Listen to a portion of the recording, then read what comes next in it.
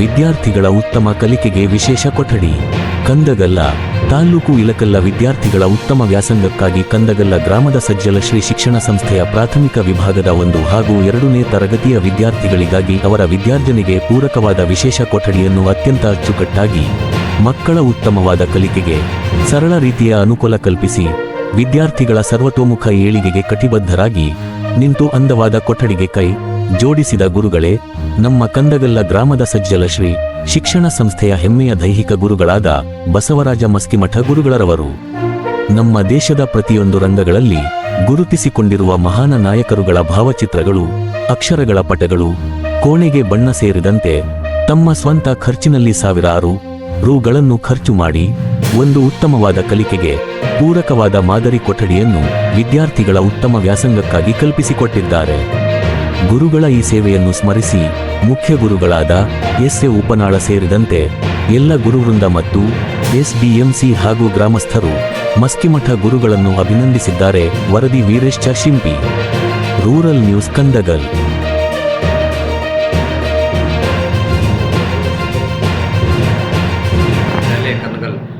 ಸತತವಾಗಿ 16 ವರ್ಷಗಳಿಂದ ನಮ್ಮ ಶಾಲೆಯಲ್ಲಿ ಸೇವೆ ಸಲ್ಲಿಸುತ್ತಾ ಬಂದಿರತಕ್ಕಂತಹ ಶ್ರೀ ಬಿ.ಎಸ್. ಮಸ್ಕಿಮಠ್ ದೈಹಿಕ ಶಿಕ್ಷಕರು ಇವರು ತಮ್ಮ ತರಗತಿಯ ಕೋಣೆಯನ್ನು ಉತ್ತಮವಾಗಿ ಅಂದಚಂದವನ್ನು ಹೆಚ್ಚಿಸಿರುತ್ತಾರೆ.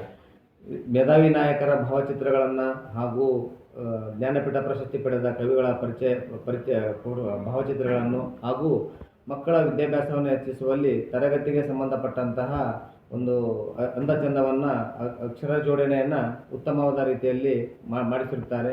ಮತ್ತು ನಮ್ಮ ಶಾಲೆಗೆ ಒಂದು ನಾಮಫಲಕವನ್ನು ಅವರು ತಮ್ಮ ಸ್ವಂತ ಖರ್ಚಿನಲ್ಲಿ ಅವರು ನಮ್ಮ ಶಾಲೆಗೆ ದೇಣಿಗೆಯಾಗಿ ನೀಡಿರುತ್ತಾರೆ. ಇದೆಲ್ಲವನ್ನು ಕೂಡ ನಮ್ಮ ಮಕ್ಕಳ ವಿದ್ಯಾಭ್ಯಾಸ ಹೆಚ್ಚುವಲ್ಲಿ ಪ್ರಮುಖ ಪಾತ್ರವನ್ನು ವಹಿಸಿರುತ್ತಾರೆ. ಹೀಗಾಗಿ ಅವರಿಗೆ ನಾವು ಮುಖ್ಯ ಗುರುಗಳ ಪರವಾಗಿ ಹಾಗೂ ಮುದ್ದು ವಿದ್ಯಾರ್ಥಿಗಳ ಪರವಾಗಿ ತುಂಬ ಹೃದಯದ ಅಭಿನಂದನೆಗಳನ್ನು ಸಲ್ಲಿಸುತ್ತೇನೆ.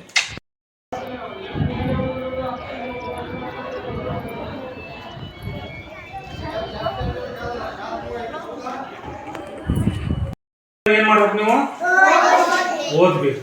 ನಂತರ ಮೊದಲು ಬರಿಬೇಕು. ಯಾವ ರೀತಿಯಾಗಿ ಬರಿಬೇಕು ಹೇಳಿ? 2ನೇ ಪೇಜ್ನಲ್ಲಿ ನೀಟಾಗಿ ಬರಿಬೇಕು. ಹೌದಾ?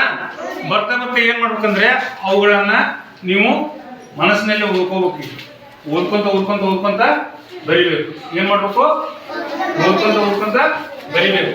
ಬರೋದ್ರಾಗ ನಂತರ ಈ ಎಲ್ಲ ಶಬ್ದಗಳನ್ನ ಮುಗಿದ ನಂತರ ನೀವೇನ್ ಮಾಡಬೇಕು? ಒಬ್ಬೊಬ್ಬರೇ ಬಂದು ಈ ಶಬ್ದಗಳನ್ನ ಓದ್ಬೇಕು. ಇದು ಏನು ಯಾರು ಹೇಳ್ತೀರಿ? ಒಬ್ಬರು ಹೇಳ್ಬೇಕು. ಯಾರು ಹೇಳ್ಬೇಕು? ಏನು? ಅಚ್ಚರಿ. ಇದು ನೆಕ್ಸ್ಟ್ ಹೇಳಪ್ಪ. ಅಕ್ಕರೆ. ನೆಕ್ಸ್ಟ್ ಇದೇನು? ವಿಚಿತ್ರ. ಗೊತ್ತಲ್ಲ? ಇವು ಒತ್ತಕ್ಷರದ ಶಬ್ದಗಳು. ಹೌದಾ? ಈ ಒತ್ತಕ್ಷರದ ಶಬ್ದಗಳು, ಆನಂತರ 2 ಅಕ್ಷರದ ಶಬ್ದಗಳು, ಸರಳ ಶಬ್ದಗಳು ಇದರಲ್ಲಿ ನಾವು ಬರೆದಿರ್ತೀವಿ. ಹೌದಾ? ಇದಕ್ಕೆ ಏನಂತ ಕರಿತೀವಿ ನಾವು? ಅನಾಮಿಕ. ಹೌದಾ?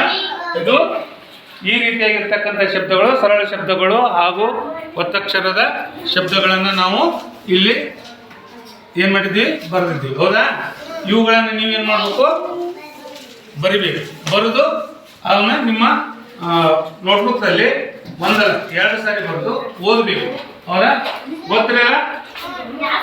2 ಸಲ ಬರೆದು ಓದಬೇಕು. ಎಷ್ಟು ಸಲ? 2 ಸಾರಿ ಬರೆದು ಓದಬೇಕು. ನಿಮ್ಗೆ ಇಲ್ಲಿ ಕೆಲವೊಂದು ಶಬ್ದಗಳನ್ನ ನಾವು ಹಾಕಿದ್ದೀವಿ. ಹೌದಾ? ಇಲ್ಲಿ ಈಗ ಗೋಡೆ ಮೇಲೆ ಕೂಡ ಕೆಲವೊಂದು ಶಬ್ದಗಳನ್ನ ನಾವು ಬರೆಸಿದ್ದೀವಿ. ಹೌದಾ? ಆ ಶಬ್ದಗಳನ್ನು ಕೂಡ ನೀವೇನ್ ಮಾಡ್ಬೇಕು? ದಿನಾಲು. ಹೌದಾ? ನಾವು ಹೇಳೋದು ನೀವು ನೋಡಿದ್ರೆ ಗೊತ್ತಾಗಲ್ಲ ಇದೇ ಶಬ್ದಗಳು ಅಂತಂದ್ರೆ ನೀವು ಓದ್ತಿರಲ್ಲ, ದಿನಾಲು ನಿಮ್ಗೆ ಏನಾಗುತ್ತೆ? ರೂಢಿ ಆಗುತ್ತೆ. ಹೌದಾ? ನಿಮಗೆ ಮನದಟ್ಟನೆ ಆಗುತ್ತೆ. ಹೌದಾ? ಹಾಗಾಗಿ ಎಲ್ಲ ಮಕ್ಕಳು ಈಗ ಸಡನ್ ಈಗ ಕೇಳ್ತೀನಿ, ಈ ಒಂದು ಶಬ್ದವನ್ನು ಕೇಳ್ತೀನಿ, ಪಟ್ನ ಬಂದು ಯಾರು ಹೇಳ್ತೀನಿ? ಈ ಶಬ್ದ ಏನನ್ನೋದು ಯಾರು ಹೇಳ್ತೀನಿ? ಈಗ ಪಟ್ನ ಕೇಳ. ಗ್ರಹಣ. ಏನಿದು? Very good. ನೆಕ್ಸ್ಟ್ ಇನ್ನೊಂದು ಕೇಳ್ತೀನಿ ನೋಡ್ರಿ, ಇದು ಯಾರು ಅಂತ ಹೇಳಬೇಕು. ಇದು ಏನ್ ಹೇಳ್ರಿ? ಯಾವುದು?